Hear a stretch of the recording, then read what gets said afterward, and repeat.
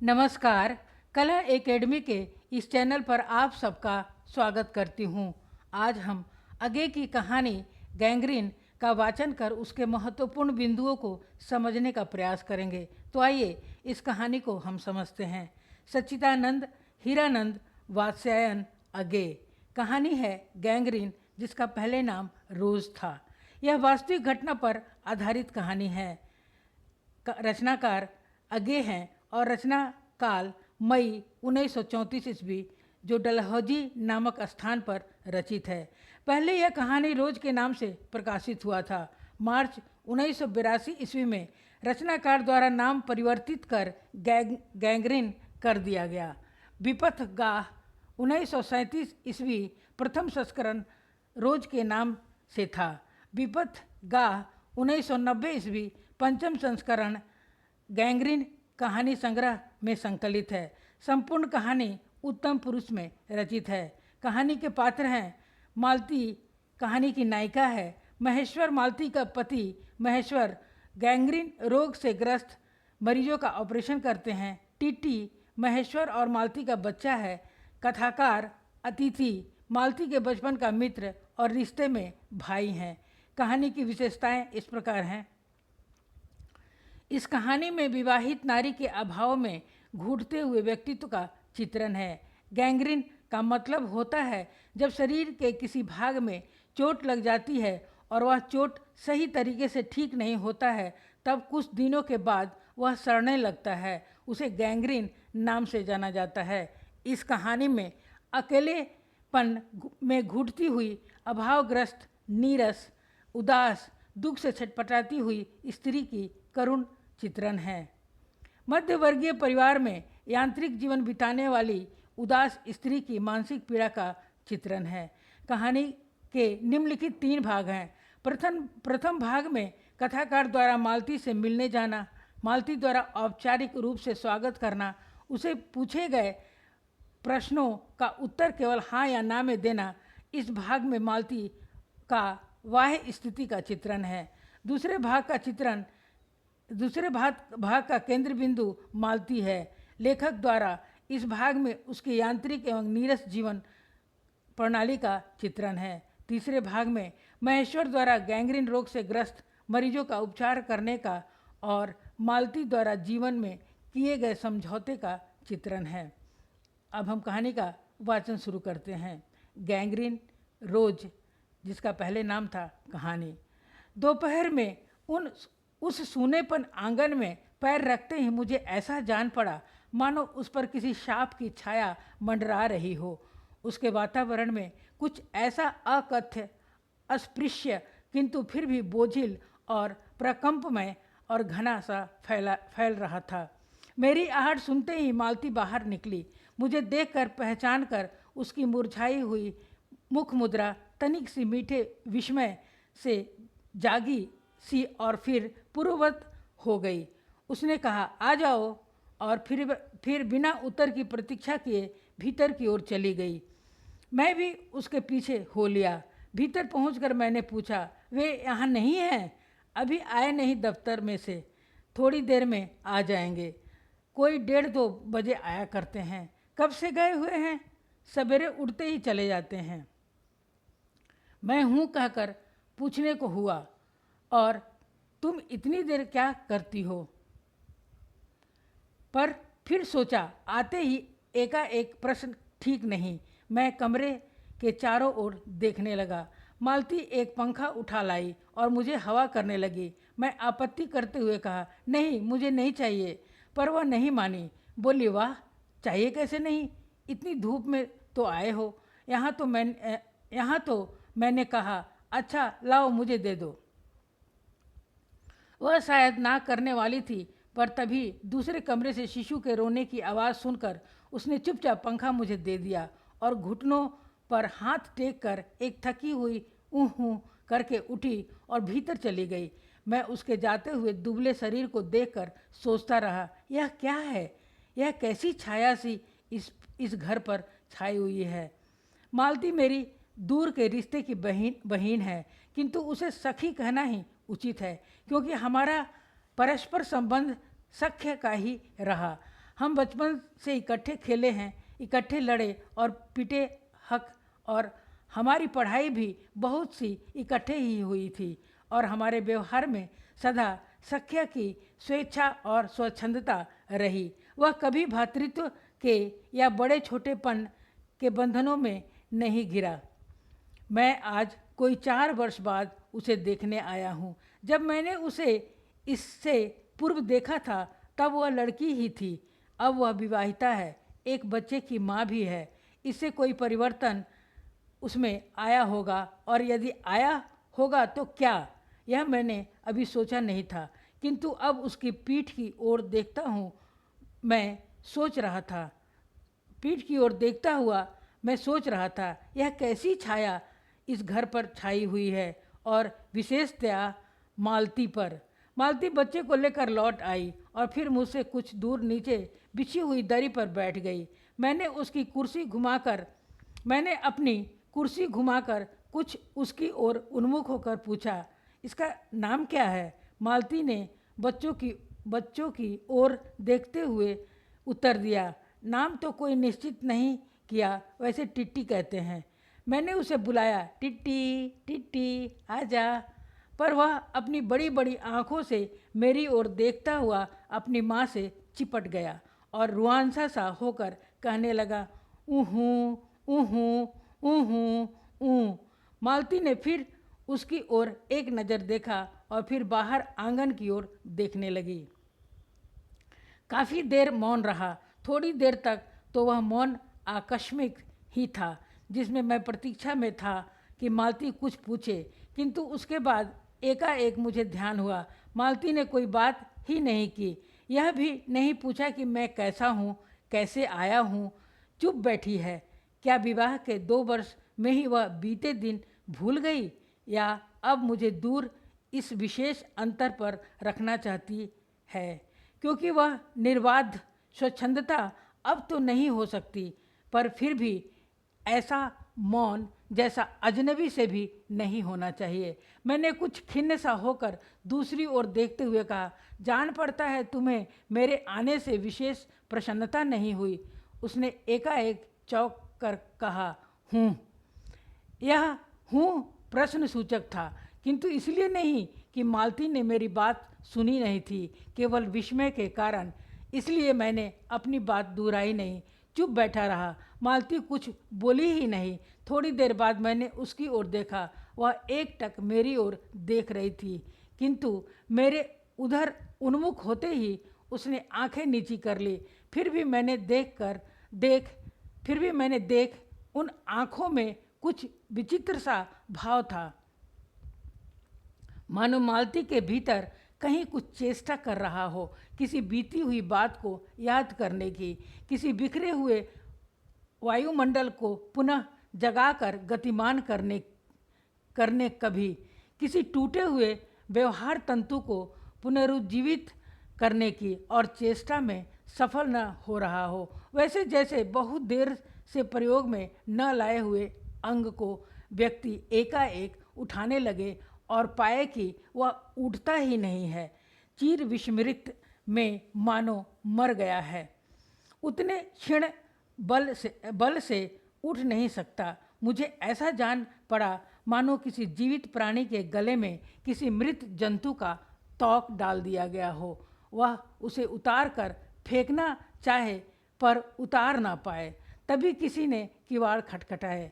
मैंने मालती की ओर देखा, पर वह हिली नहीं। जब किवाड़ दूसरी बार खटखटाए गए तब वह शिशु को अलग करके उठी और किवाड़ खोलने गई। वे यानी मालती के पति आए। मैंने उन्हें पहली बार देखा था, यद्यपि फोटो से उन्हें पहचानता था। परिचय हुआ। मालती खाना तैयार करने आंगन में चली गई और हम दोनों भीतर बैठकर बातचीत करने लगे। उनकी नौकरी के बारे में, उनके जीवन के बारे में, उस स्थान के बारे में और ऐसे अन्य विषयों के बारे में जो पहले परिचय पर उठा करते हैं, एक तरह का स्वरक्षात्मक कवच बनकर। मालती के पति का नाम है महेश्वर। वह एक पहाड़ी गांव में सरकारी डिस्पेंसरी के डॉक्टर हैं। उसकी हैसियत से इन क्वार्टरों में रहते हैं, उसी उसी हैसियत से इन क्वार्टरों में रहते हैं। प्रातःकाल 7 बजे डिस्पेंसरी चले जाते हैं और 1:30 या 2 बजे लौटते हैं। उसके बाद दोपहर भर छुट्टी रहती है। केवल शाम को 1-2 घंटे फिर चक्कर लगाने के लिए जाते हैं। डिस्पेंसरी के साथ के छोटे से अस्पताल में पड़े हुए रोगियों को देखने और अन्य जरूरी हिदायतें करने। उनका जीवन भी बिल्कुल एक निर्दिष्ट ढर्रे पर चलता है। नित्य वही काम, उसी प्रकार के मरीज, वही हिदायतें, वही नुस्खे, वही दवाइयाँ वह स्वयं उगताए हुए हैं। और इसीलिए और साथ ही इस भयंकर गर्मी के कारण वह अपने फुर्सत के समय में भी सुस्त ही रहते हैं। मालती हम दोनों के लिए खाना ले आई। मैंने पूछा, तुम नहीं खाओगी या खा चुकी? महेश्वर बोले कुछ हंसकर, वह पीछे खाया करती है। पति 2:30 बजे खाना खाने आते हैं, इसीलिए पत्नी 3 बजे तक भूखी बैठी रहेगी। महेश्वर खाना आरंभ करते हुए मेरी ओर देखकर बोले, आपको तो खाने का मज़ा क्या ही आएगा, ऐसे बेवक्त खा रहे हैं। मैंने उत्तर दिया, वाह, देर से खाने पर तो और भी अच्छा लगता है। भूख बढ़ी हुई होती है, पर शायद मालती बहन को कष्ट होगा। मालती टोक कर बोली, ऊँ, मेरे लिए तो यह नई बात नहीं, रोज ही ऐसा होता है। मालती बच्चे को गोद में लिए हुए थी। बच्चा रो रहा था, पर उसकी ओर कोई भी ध्यान नहीं दे रहा था। मैंने कहा, यह रोता क्यों है? मालती बोली, हो ही गया है चिड़चिड़ा सा, हमेशा ही ऐसा रहता है। फिर बच्चे को डांट कर कहा, चुप कर, जिससे वह और भी रोने लगा। मालती ने भूमि पर बैठा दिया और बोली, अच्छा ले, रो ले, और रोटी लेने आंगन की ओर चली गई।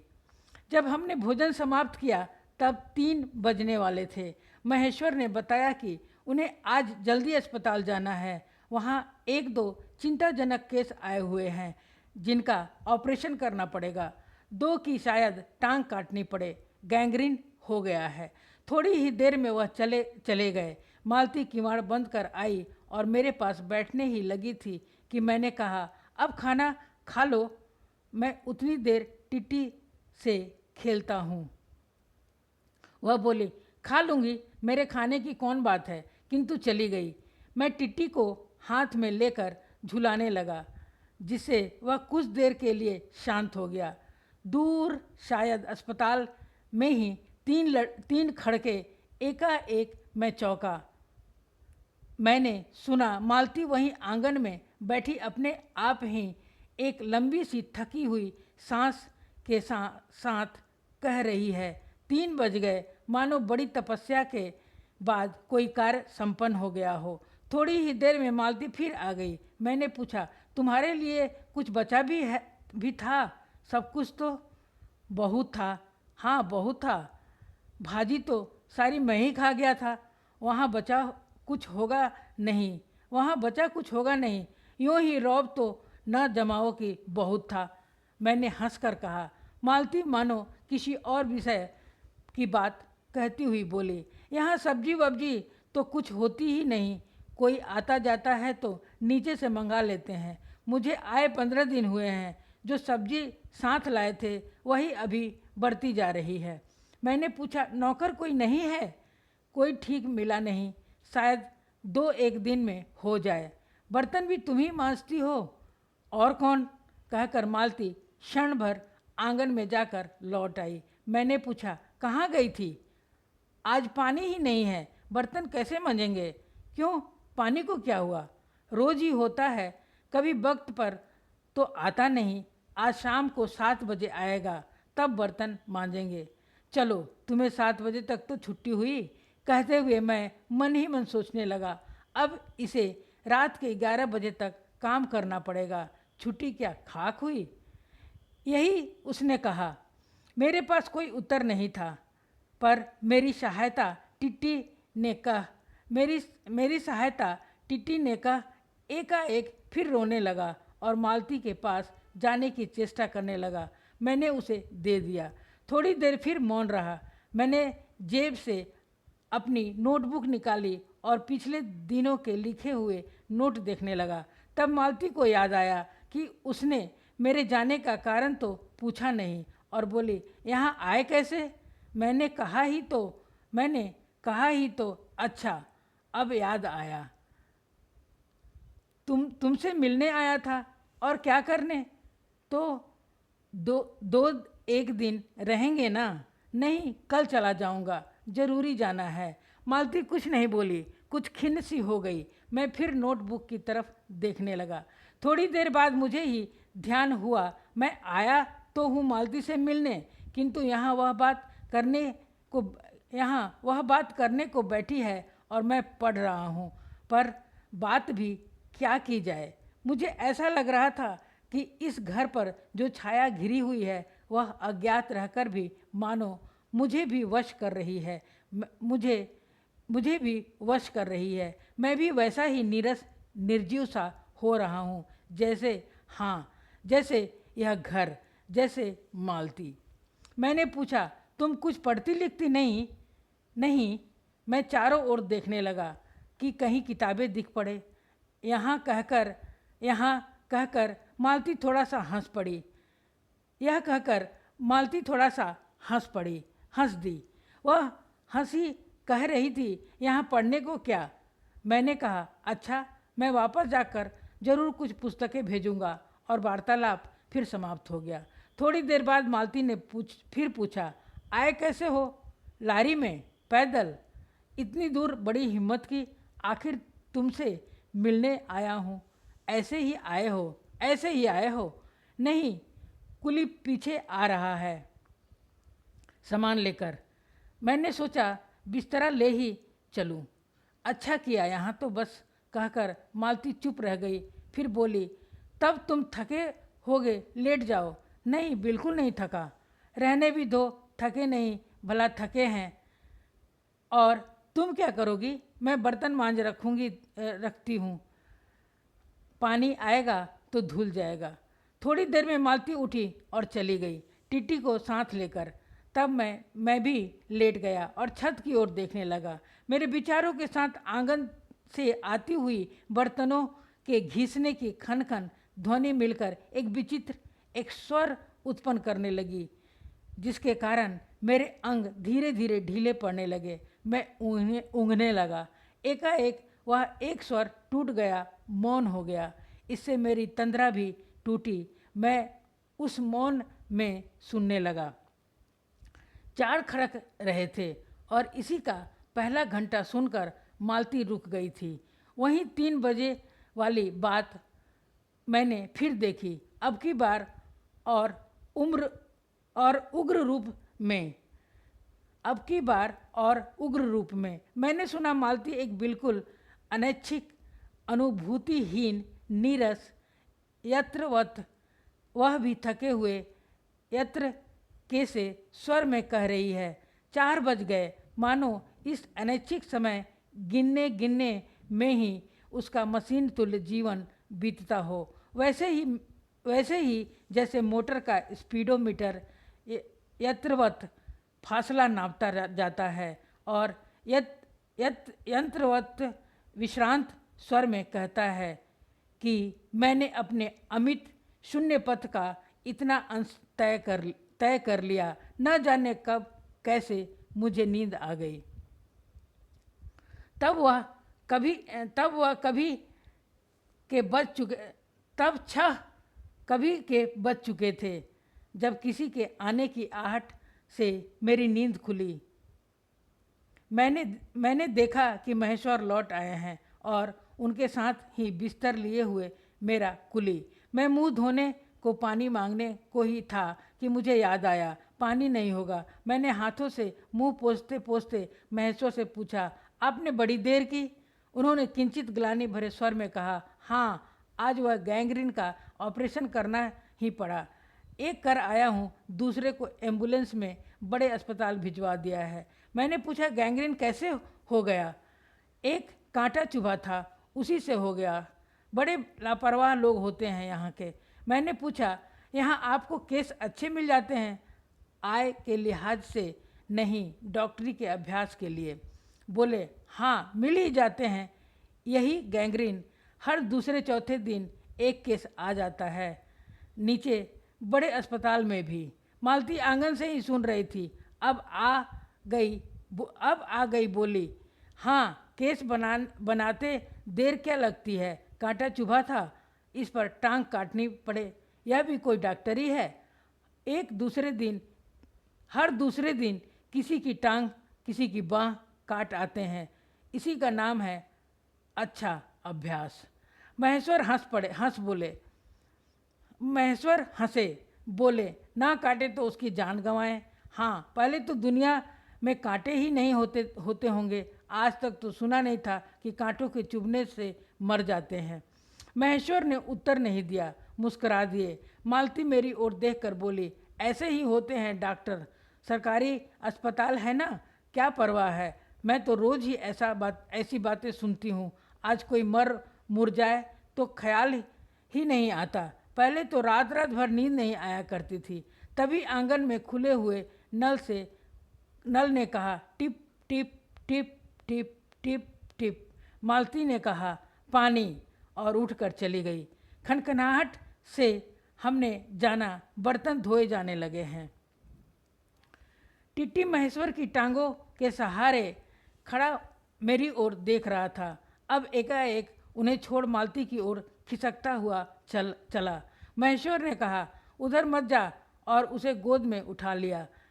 वह मचलने और चिल्ला कर रोने लगा। महेश्वर बोले, अब रो रो कर सो जाएगा, तभी घर में चैन होगी। मैंने पूछा, आप लोग भीतर ही सोते हैं, गर्मी तो बहुत होती है, होने को तो मच्छर भी बहुत होते हैं, पर यह लोहे के पलंग उठाकर बाहर कौन ले जाए।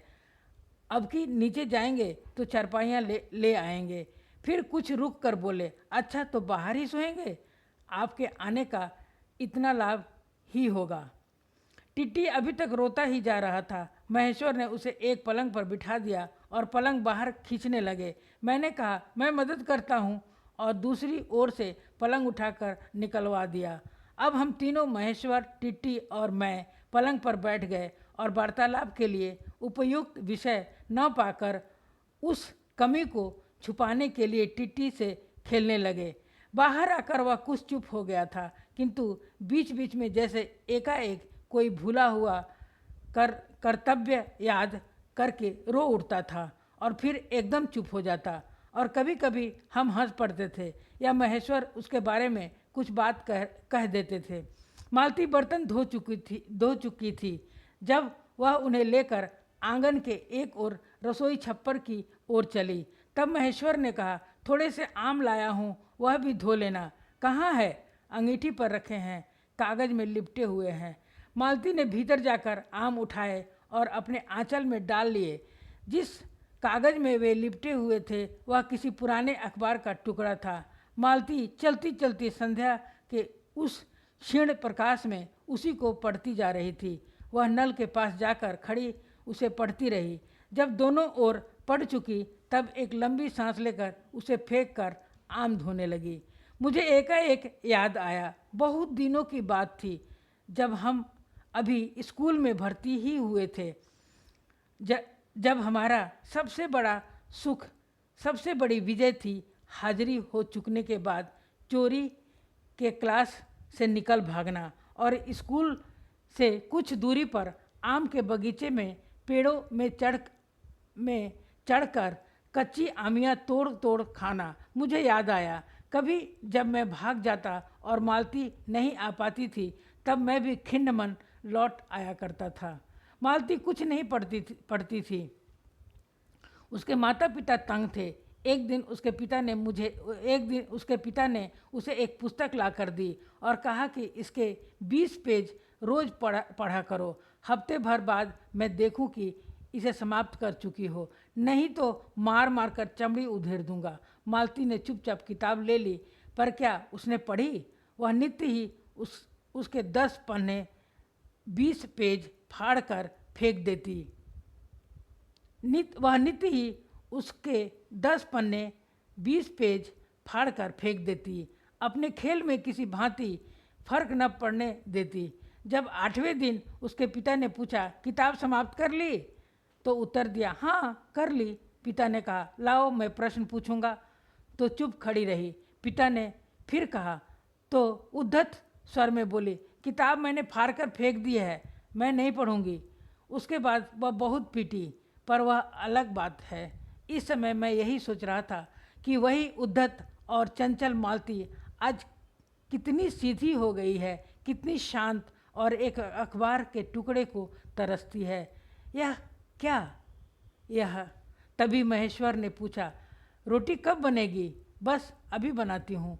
पर अब की बार जब मालती रसोई की ओर चली तब टिट्टी की कर्तव्य भावना बहुत विस्तीर्ण हो गई। वह मालती की ओर हाथ बढ़ाकर रोने लगा और नहीं माना। मालती उसे भी गोद में लेकर चली गई। रसोई में बैठकर वह हाथ से उसे थपकने और दूसरे से कई एक छोटे छोटे डिब्बे उठाकर अपने सामने रखने लगी और हम दोनों चुपचाप रात्रि की और भोजन की और एक दूसरे के कुछ कहने की और न जाने किस किस न्यूनता की पूर्ति की प्रतीक्षा करने लगे।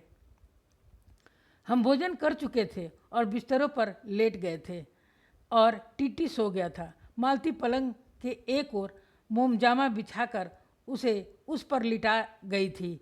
वह सो गया था, पर नींद में कभी कभी चौंक उठता था। एक बार तो उठकर बैठ भी गया था, पर तुरंत ही लेट गया।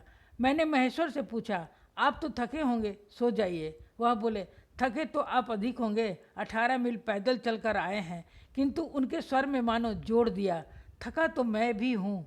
मैं चुप रहा। थोड़ी देर में किसी अपर संज्ञा ने मुझे बताया वह ऊँघ रहे हैं। तब लगभग 10:30 बजे थे। मालती भोजन कर रही थी। मैं थोड़ी देर मालती की ओर देखता रहा। वह किसी विचार में, यद्यपि बहुत गहरे विचार में नहीं लीन हुई धीरे धीरे खाना खा रही थी। फिर मैं इधर उधर खिसक कर पर आराम से होकर आकाश की ओर देखने लगा। पूर्णिमा थी, आकाश अनभ्र था। मैंने देखा उस सरकारी क्वार्टर की दिन में अत्यंत शुष्क और नीरस लगने वाली स्लेट की छत भी चांदनी में चमक रही है। अत्यंत शीतलता और स्निग्धता से छलक रही है, मानो चंद्रिका उन पर से बहती हुई आ रही हो, झर रही हो। मैंने देखा पवन में चीड़ के वृक्ष गर्मी से सूखकर मटमैले हुए चीड़ के वृक्ष धीरे धीरे गा रहे हों कोई राग जो कोमल है किंतु करुण नहीं, अशांतिमय है किंतु उद्वेगमय नहीं। मैंने देखा प्रकाश से धुंधले नीले आकाश के तट पर जो चमगादड़ नीरव उड़ान से चक्कर काट रहे हैं, वे भी सुंदर दिखते हैं। मैंने देखा दिन भर की तपन, अशांति, थकान, दाह पहाड़ों में से भाप से उठकर वातावरण में खोए जा रहे हैं, जिसे ग्रहण करने के लिए पर्वत शिशुओं ने अपनी चीड़ वृक्ष रूपी भुजाएं आकाश की ओर बढ़ा रखी है। पर यह सब मैंने ही देखा, अकेले मैंने। महेश्वर ऊँघ रहे थे और मालती उस समय भोजन से निवृत्त होकर दही जमाने के लिए मिट्टी का बर्तन गर्म पानी से धो रही थी और कह रही थी, अभी छुट्टी हुई जाती है और मेरे कहने पर ही कि 11 बजने वाली है। धीरे से सिर हिलाकर जता रही थी कि रोज ही इतने बज जाते हैं। मालती ने सब कुछ नहीं देखा। मालती का जीवन अपनी रोज की नियत गति से बहा जा रहा था और एक चंद्रमा की चंद्रिका के लिए, एक संसार के लिए रुकने को तैयार नहीं था। चांदनी में शिशु कैसा लगता है, इस अलस जिज्ञासा से मैंने टिट्टी की ओर देखा और वह एकाएक मानो किसी शैशवोचित वामता से उठा और खिसक कर पलंग से नीचे गिर पड़ा और चिल्ला कर रोने लगा। महेश्वर ने चौंक कर कहा, क्या हुआ? मैं झपट कर उसे उठाने दौड़ा। मालती रसोई से बाहर निकल आई। मैंने उस खट शब्द को याद करके धीरे से करुण भरे स्वर में कहा, चोट बहुत लग गई बेचारे को। यह सब मानो एक ही क्षण में, एक ही क्रिया की गति में हो गया। मालती ने रोते हुए शिशु को मुझसे लेने के लिए हाथ बढ़ाए हुए कहा, इसके चोट लगती ही रहती है, रोज ही गिर पड़ता है। एक छोटे क्षण भर के लिए मैं स्तब्ध हो गया। फिर एकाएक मेरे मन में मेरे समूचे अस्तित्व ने विद्रोह के स्वर में कहा। मेरे मन ने भीतर ही बाहर एक शब्द भी नहीं निकाला। माँ, युवती माँ, यह तुम्हारे हृदय को क्या हो गया है जो तुम अपने एकमात्र बच्चे के गिरने पर ऐसी बात कह सकती हो, और यह अभी जब तुम्हारा सारा जीवन तुम्हारे आगे है। और तब एकाएक मैंने जाना कि वह भावना मिथ्या नहीं है। मैंने देखा कि सचमुच उस कुटुंब में कोई गहरी भयंकर छाया घर कर गई है। उसके जीवन के इस पहले ही यौवन में घून की तरह लग गई है। उसका इतना अभिन्न अंग हो गई है कि वे उसे पहचानते ही नहीं, उसी की परिधि में घिरे हुए चले जा रहे हैं। इतना ही नहीं, मैंने उस छाया को देख भी लिया। इतनी देर में पूर्ववत शांति हो गया था। महेश्वर फिर लेटकर ऊँघ रहे थे। टिट्टी मालती के लेटे हुए शरीर से चिपटकर चुप हो गया था। यद्यपि कभी एक आध सिसकी उसके छोटे से शरीर को हिला देती थी। मैं भी अनुभव करने लगा था कि बिस्तर अच्छा सा लग रहा है। मालती चुपचाप आकाश में देख रही थी, किंतु क्या चंद्रिका को या तारों को। तभी 11 का घंटा बजा। मैंने अपनी भारी हो रही पलकें उठाकर अकस्मात किसी अस्पष्ट प्रतीक्षा से मालती की ओर देखा। 11 के पहले घंटे की खड़कन के साथ ही मालती की छाती एकाएक फफोले की भांति उठी और धीरे धीरे बैठने लगी, और घंटा ध्वनि के कंपन के साथ ही मूक हो जाने वाली आवाज़ में उसने कहा, 11 बज गए। धन्यवाद, आप सब ने इस कहानी को सुना। इसके लिए मैं आप सबका बहुत बहुत धन्यवाद करती हूँ।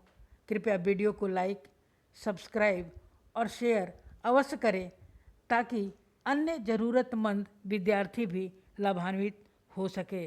धन्यवाद। जय हिंद।